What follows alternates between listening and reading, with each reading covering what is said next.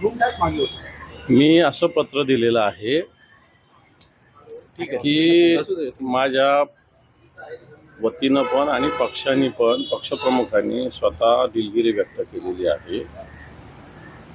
ठीक एकांगीपणा झालेला आहे, पण आता जनतेचे प्रश्न सोडवण्यासाठी शेतकऱ्यांचे प्रश्न, कष्टकऱ्यांचे प्रश्न, माता भगिनींचे प्रश्न सोडवण्यासाठी अधिवेशन हे एक महत्त्वाचं असतं आणि तेच जर तुम्ही माझ्याकडून माझा एक मूलभूत नैसर्गिक अधिकार हिरावून घेत असाल तर हे चुकीचं आहे।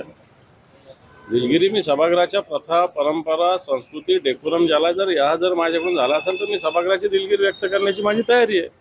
परंतु मला जनतेचे प्रश्न, शेतकऱ्यांचे प्रश्न हे तर मला मांडू द्या।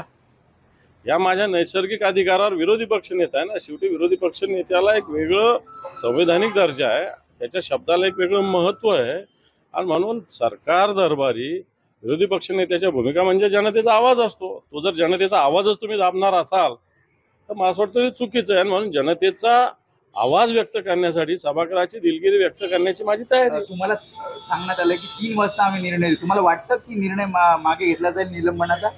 मला काही माहिती नाही याच्यातलं, कारण मी जनता दरबार ठेवला होता सकाळपासून। आता तो जनता दरबार संपलेला आहे। सकाळी 10-10:30 पासून मी जनता दरबारमध्ये बसलो होतो। महाराष्ट्रातील कानाकोपऱ्यातून लोक आलेले होते। मी कामात आहे, मुद्दा तो नाही।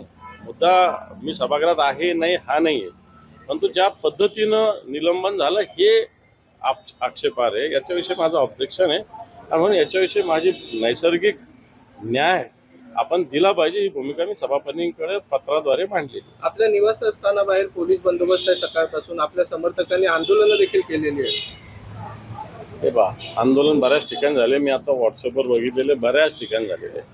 मुंबईमध्ये सुद्धा आंदोलन झालं, मी इथं आता शिवालयामध्ये आहे, इथं पण झालं, बऱ्याच ठिकाणी ग्रामीण भागात आंदोलन झाले। मला वाटतं ही कार्यकर्त्यांची, शिवसैनिकांची किंवा जनतेची एक नॅचरल रिॲक्शन आहे, कारण भारतीय जनता पार्टी ज्या पद्धतीनं एकांगी त्यांना अजून लोकसभेत दणका बसला, त्याचे अजून मला असं वाटतं त्याच्यावर ठिकाणावर आलेले नाही ते अजून, आणि असे एकांगीपणे वागत असेल तर जनतेमध्ये रिॲक्शन येणारच।